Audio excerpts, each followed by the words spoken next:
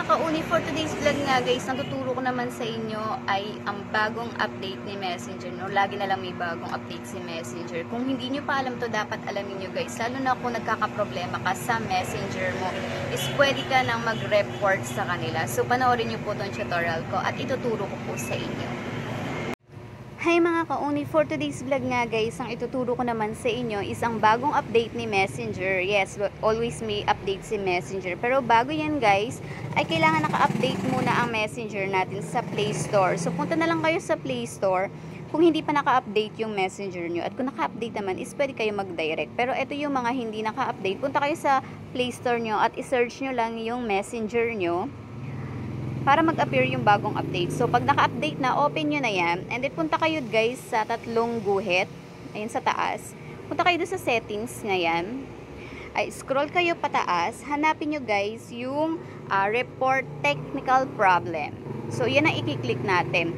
Ayan guys, pwede ka nang mag-report sa Messenger kung nagkakaproblema ka sa Messenger nyo. At kung meron, di ba may mga virus, minsan may mga bugs ang Messenger, ayan ang gagawin nyo guys, ay shake your phone daw dun sa may problem.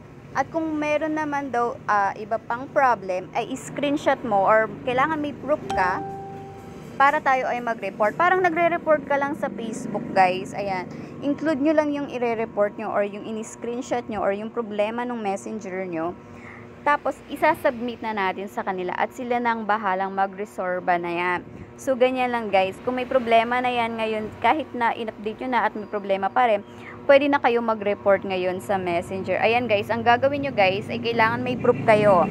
Kailangan nyo ng video or kaya yung sa open ng camera nyo is nandoon para ma-capture at yun yung ilalagay natin. At kailangan meron ka rin indication kung bakit, anong problema ng cellphone mo.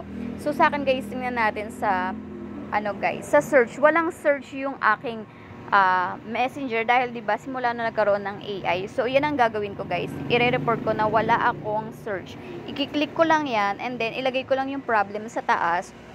So lagay ko lang dito, I don't have search bar, ganyan.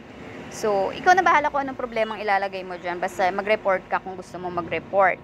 So, after nyan, isi-send na natin yan at sila na ang mag-re-resolve ng ating problem. Tingnan natin mga ilang araw kung magkakaroon ba tayo ng search. At pag ganyan guys, balik na tayo at tingnan na lang natin. So, ganyan naman guys yung sa shake. Kung isi-shake nyo lang yung mga may problem. So, ganun lang. Sana all lahat ng problem ay sinyo-shake lang. So, ganyan lang guys ang bagong update ni Messenger at kung may problema ang Messenger mo ay i-report lang natin sa kanila yan at sila na ang mag-aayos niyan technically. So, ayan guys. So, thank you for watching.